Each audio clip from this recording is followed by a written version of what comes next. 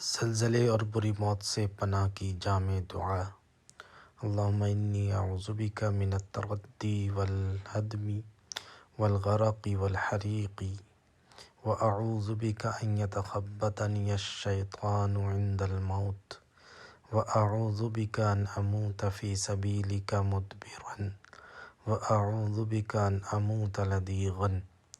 یا اللہ، میں پناہ مانگتا ہوں بلندی سے گرنے، ملبے تلے دبنے، غرق ہونے اور آگ میں جلنے سے، اور میں تیری پناہ چاہتا ہوں مرتے وقت شیطان کے بدحواس کرنے سے، اور میں پناہ مانگتا ہوں میدان جہاد سے فرار ہوتے ہوئے مارے جانے سے، اور میں پناہ مانگتا ہوں زہریلی چیز کے ڈسنے سے، مر جانے سے۔